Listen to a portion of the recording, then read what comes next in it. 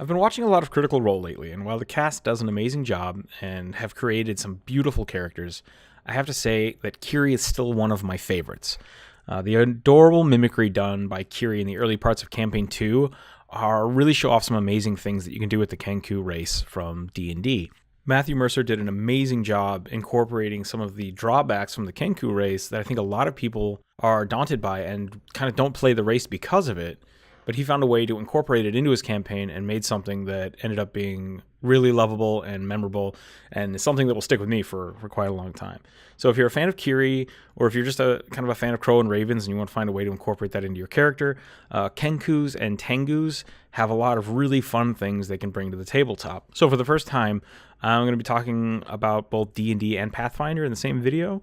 There are a lot of similarities to Kenku and the Tengu race. So today I wanted to talk about their similarities, their differences, and possibly some of the ways to combine the two into the best featherbound character you can make. Moving forward, talking about the D&D side of things, I'll be talking about Kenku. And on the Pathfinder side, I'll be talking about Tengu. Both are large bird-like humanoids with talons for hands and feet, adorned with black feathers covering most of their bodies. And while Kenku are a cursed race, and thus kind of shunned to the shady side of society, the Tengus are mountain dwellers and find themselves secluded more by choice than by necessity. Stat-wise, they're not far off at all. Both Pathfinder and D&D give them bonuses to dexterity and wisdom. The Tengu do gain an extra point of wisdom, so that's a +2 bonus to each, but they get a -2 to their constitution. Both races are just shy of 5 feet tall. They live shorter lives than other fantasy races, living only about 60 years old, but they do mature a little faster and they reach adulthood around 12.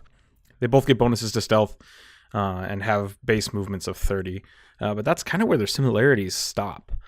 And that's also where things start getting really interesting. So the Kenku are a cursed race. Then they lost through this curse not only their ability to fly, but their ability to speak, except through the use of their mimicry ability. The Tengu not only have the means to fly through racial traits and feats, but they excel at language, and their gifted linguist traits allow them to learn languages much faster than other races. This distinction is a big deal because it really sets apart the two very different play styles, but I believe that there's a balance that you can kind of share and get mutual benefit from each. The Kenku's mimicry doesn't just stop at language. They also excel at forgery. They can forge items as well as paper and handwriting. It makes them really, really good as rogues and spies and thieves.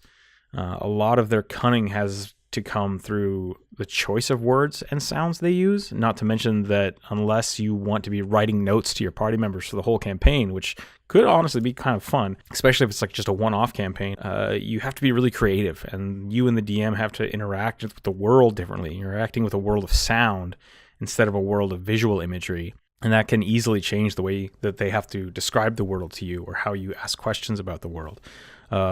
And that opens the doors to all kinds of different possibilities and play styles, from rogues that can mimic the cries of raging dragons and bards who are walking jukeboxes, commanding their enemies to attack their own forces through confusion. This is a really fun example, especially from an RP standpoint, as a drawback that could really lead to some great opportunities for both DMs and players.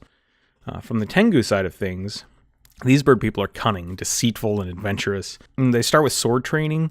So if you want access to katanas or falchions, and your class doesn't start with that, it's fine. You don't feel the need to use weapons. You can swap out sword training for claw attacks, and you get your beak and your claws as natural attacks. Between that and high int and the alternate racial traits, you can start the game with pretty much knowing any language and using any weapon you really want to. I mean, who doesn't want to see a 5-foot-tall crow gunslinger calling people out to a duel, or better yet, pecking a dragon to death? We have this amazing dichotomy between the two visually similar races. One focuses on the mimicry of the bird-like nature of these highly intelligent creatures, and the other celebrates the intelligence and humanistic behaviors of the same creature. And honestly, I think there's a great argument to be made to game masters and dungeon masters that you could take these two different styles and find a really nice way to kind of blend them together.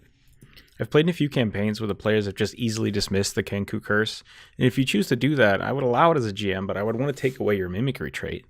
I mean, you could have your Kenku spend its life visiting plays and public readings and listening to different uses of the languages and dialects until your vocabulary is more complete.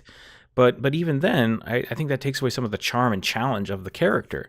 So there's a lot of a lot of ways that you and your DM can figure out, what are things that I would already know how to say, or can I only use things that the players have added. From a role-playing standpoint, I think playing a Tengu might be a better option for people who don't want to have to deal with that mimicry, because it's already so well built and put together. There's a lot of customization to it. There's a lot of options. Specifically, if you want to try to fly, like that's a goal. I want to be a bird character and I want to be able to fly. Then you should really build off the Tengu race, specifically because they have so many different alternate race traits. They do a really good job of giving you options for glide, which gives you like a feather fall, or because you can trade out gifted linguist for that. Or there are a couple racial feats that allow you to have temporary wings. So if you're looking for that kind of thematic character, I would suggest using the Tengu model from Pathfinder and adapting it over to the Kenku for D&D. At the same time, I think the Kenku from D&D have such a really unique play style that I would also suggest taking that as maybe a unique curse for your character, or a cursed village that your character comes from, and then both sides of that have a means of adding story to your character, saying that I'm either trying to cure the curse, or this is something that my people have always dealt with and I'm trying to live a normal life with it. Or maybe your Kenku in D&D is trying to find a way to fly, because they all are born with the want to fly and the urge to live in high places or in towers. So there's a little bit of the Tengu and the Kenku, and you can definitely see where there's good and bad for each. If you haven't rolled them before, I would definitely give it a shot. They can be a lot of fun. If you want to take the challenging aspect of it, of the Kenku, I highly recommend it. It can be really challenging, and for me, that's always a lot of fun instead of just optimizing a character. If you want someone that can be really customized and has a really cool aesthetic, a unique aesthetic, definitely look at the Tengu. I've played with a few. One of my friends had a really cool gunslinger that was just ridiculous to play, and even more ridiculous to DM for. And I always envision him being as the man with no name, strolling around like a bird with a cigar in his beak. And I'm pretty sure he almost got turned into a vampire, but that's another story. Once again, if you haven't checked out Critical Role, you definitely should. Just a big thank you to creating wonderful characters and amazing stories and inspiring this video. Matthew Mercer and the whole cast over there are doing a great job of bringing D&D to a bigger audience. If you're new to D&D or Pathfinder, definitely check that out. They've been doing it for quite a few years, and they have quite a lot of content up on how to be a DM. It's a great way to introduce new people to D&D. If you have any friends that want to play, definitely start there. Thanks again for watching, and feel free to tell us about your Tengu character or your Kenku character down below in the comments. If you have any memorable moments of your campaigns, I'd love to hear them. Currently creating a list of races I want to talk about, and I'm probably going to move into just some different classes. And my end goal is to eventually get into the monster manual and start redrawing some of those classic monsters. So that will be in the future. And once again, thank you all. Games are always better together. So until next time.